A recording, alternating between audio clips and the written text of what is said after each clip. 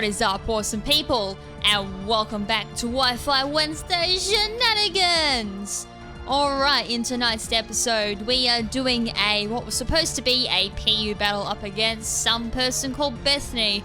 I do believe the person's name was Dota is a game over on Pip Knight's chat. So if you want a link to that, I often come there very often to get footage for Wi-Fi Wednesday if I can't do a VGC themed battle. So if you want to hook up with either Pip Knight or myself when we do either themed battles for Pip Knight or my tiered battles with myself, and I tend to do some subscriber battles over there as well with a few multis, which would have been my last resort if I couldn't get a PU battle tonight.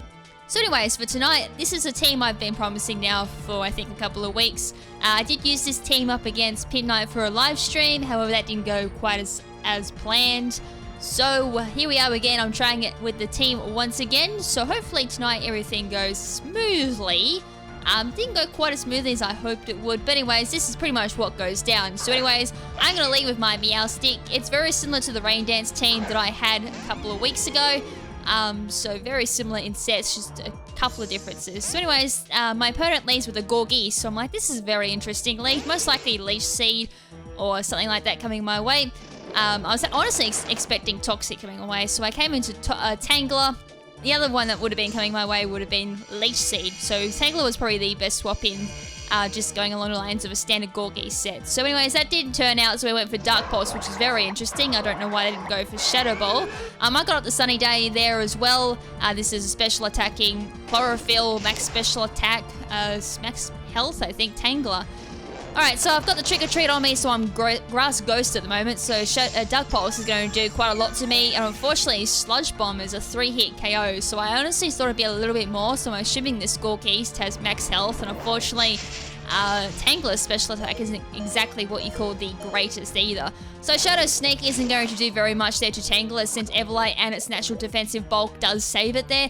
I do go for a Sludge Bomb, that's all I could really go for. I did have Hidden Power on this set, but I wasn't particularly in the mood for a risky play, not showing what my hidden power was. I'm pretty sure it was hidden power fire, but I could be wrong there anyways. So I don't really want to take another move there from Tangler, so I'm going to swap out there and go into my Healer Tile, expecting the Shadow Snake coming my way, which it does happen, so that's not going to affect my Healer Tile. So unfortunately a little bit of residual damage there for my Healer Tile, thanks to Solar Power and the Sun being harsh. That does raise my special attack by 1 stage, which is why I've got Solar Power on this set. This is also a Choice Scarf Healer Tiles, so it's something you won't see very often. So I go for Thunderbolt here. I wasn't too sure if they're going to swap or what they were going to do, but does take out the Gorgeist at least. So, well, that's dandy. I'm hoping the Sunlight sticks around, but unfortunately it doesn't. It does fade on that turn, and Ordino pops. So I'm like, well, this is probably max health, max special defense. Why else would they swap it into my Healer Tile? Most likely Toxic, Heal Bell, Wish, Protect, the usual standard normal Ordino set. So I go back into Meowstick, and unfortunately, it's a Mega Ordino, so they're using the Ordino Knight, which is banned in PU battles. So this does make it an NU battle because of that. Alright, so they go for the Toxic here, so I'm like, okay, it's going to be definitely a bulky Ordino, probably most likely support, Wish, Protect, Toxic, and maybe Dazzling Gleam in there, I'm not too sure. But they do have the Protect. I'm like, oh no, Toxic stole Protect. Yeah, this is really fun.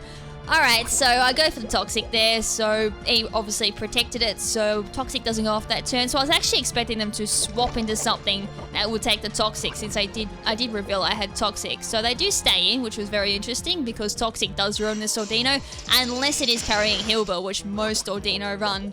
So they go for Dazzling Gleam there. I think I'm max health, max special defense on this Meowstick. I actually can't remember what EVs I'm running in this particular set. So Toxic's starting to rack up there on the Ordino, which is great. And if they haven't used Heal Bell now, then I'm assuming they don't have Heal Bell on this set, which is very interesting since most Ordinos run it, because Toxic really is a big counter to this thing. So the Dazzling Gleam keeps going there, and I'm pretty sure that at this stage the Toxic damage is enough to kill me, which it is, which is fantastic. I was actually relying on that.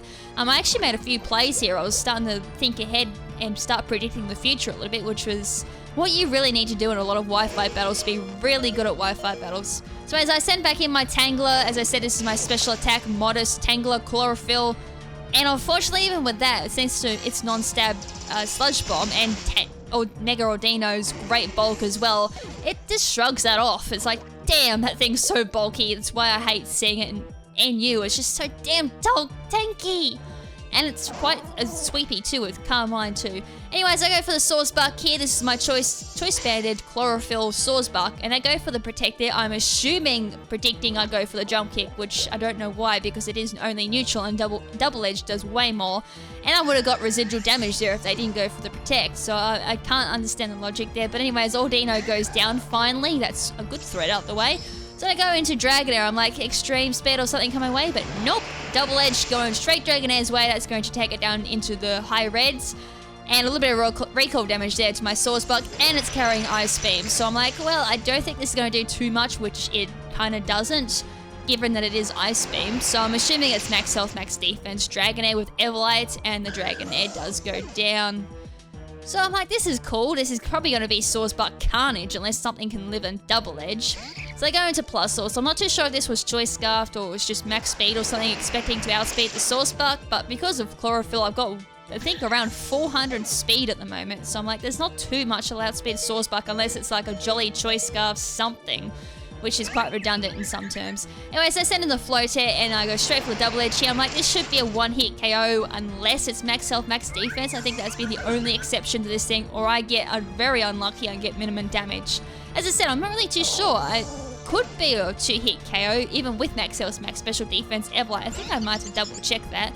Anyways, I'm going to Heal Vital. Their last Pokemon is going to be the Vespiquen with the Pressure. So I'm like, I'm not really too sure what Vespiquen is going to be running, because I got a particular set for Vespiquen, but I never see this thing in Wi-Fi battles. But the Heal Vital does one shot, thanks to super effective Thunderbolt and Solar Power up on the field as well. So that was fun. That Vespiquen lasted about as long as you see a Vespiquen on the field. Very, very quick. And you don't see it very often either. So I do say props for using the Vespiquen, because not a lot of people use that, and it's got very little versatile on the field with very limited move pool. I think a lot of bug-type Pokemon fall to that, plus a very big weakness to Stealth Rocks as well, which doesn't help either. So anyways, guys, that is it for the battle for tonight. Hope you guys enjoyed it. This was the best battle I managed to find for tonight's video.